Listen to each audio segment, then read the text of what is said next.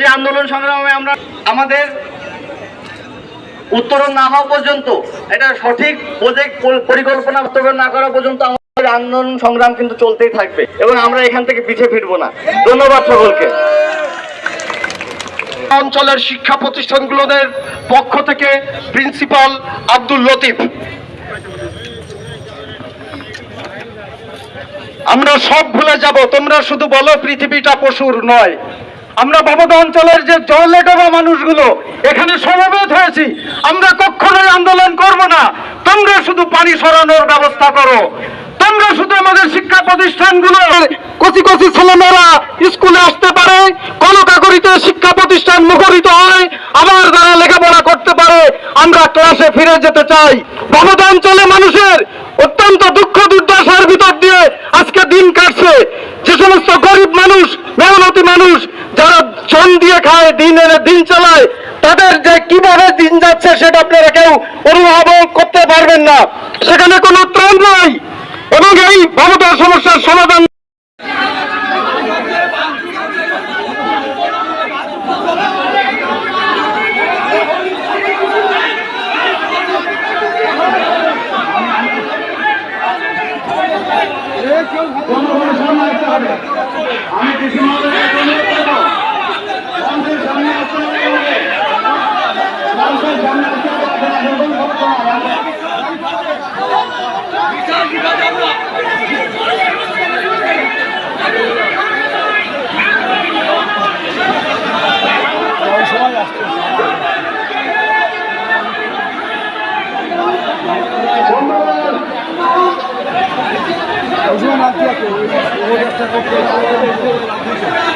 যে প্রাণী সংবাদ আন্দোলনে যেভাবে কর্মরত মহিলারা রাষ্ট্র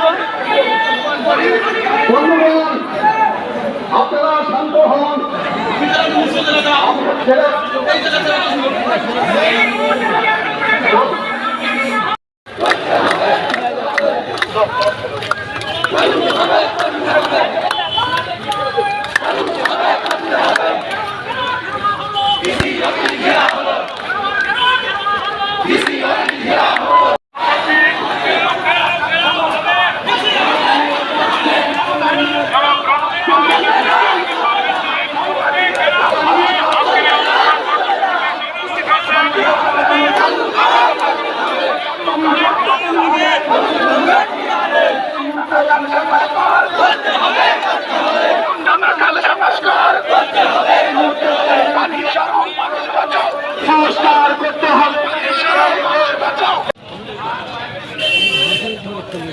আগাও, এক কদম আগাও। হয় না, কে আগাবে?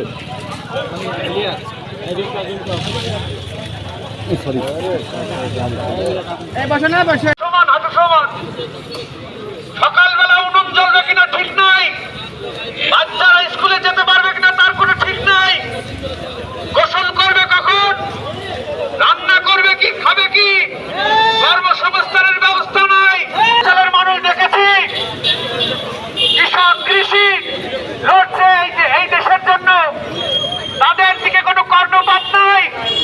বিগত দিনে এই প্রজেক্টের নামে ভবদা বা মানুষের প্রজেক্টের নামে দেখেছি ছোট ছোট আকারে 2000 কোটির ঊর্ধ্বে পানি আছে, টাকাগুলো উধাও হয়ে বাইরে চলে গিয়েছে। আমাদের এই জলবদ্ধতার মধ্যে রেখে দেন বন্ধুগণ। আমরা চাই ভবদার যে স্থায়ী সমাধান হোক। পথপথের মানুষ, রাজনৈতিক দলের মানুষ, আওয়ামী লীগ, বিএনপি, জামাত, জাতীয়বাদী, বামপন্থী কিংবা হিন্দু মুসলিম যেই হোক না কেন, সবার বাড়ি পানি উঠেছে। আপনি যে দলই করেন, গরু, ছাগল, হাঁস, মুরগি, তাদের তো কোনো ধর্ম দল নেই, তাদেরও দুর্বিষহ জীবন। আমরা দৃশ্যগত মানুষকে নিয়ে বলতে চাই,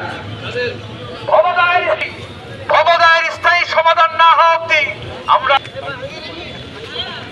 ধন্যবাদ।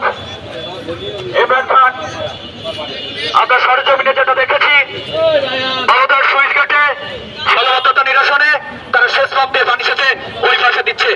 নাটক থামাতে হবে। এই ছোট ছোট শেষ পাম্প দিয়ে পানি ওই পাশে জলাবদ্ধতা না করেন, আমরা কমিটি স্তরের মধ্যে হাত ঢুকাই সেই তথ্য বের করে আনবো। আপনারা সরজমিনে দেখেছেন।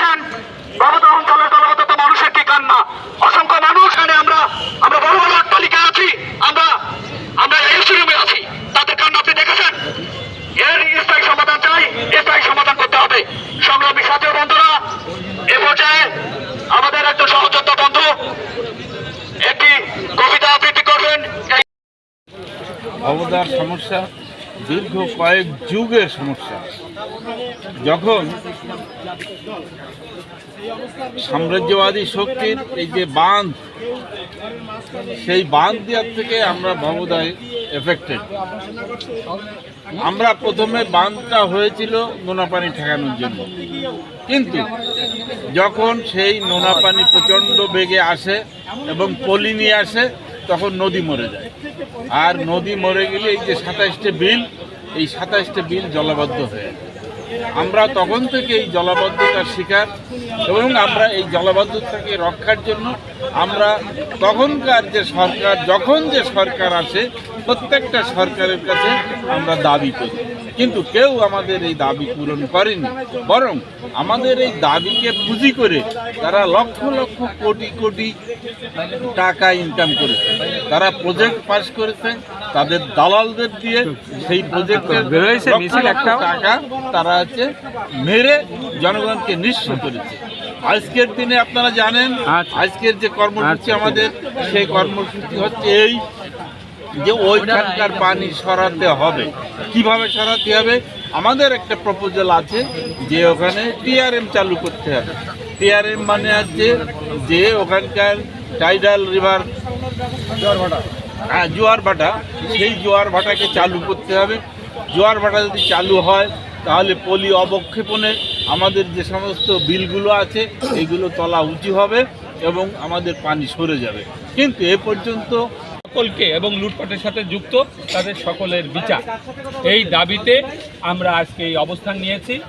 যত সময় পর্যন্ত আমাদের দাবি হচ্ছে মানার ঘোষণা না দেয়া হবে সরকারের পক্ষ থেকে, জেলা প্রশাসনের পক্ষ থেকে, তত সময় পর্যন্ত আমাদের অবস্থান কর্মসূচি ধর্ণা চলবে।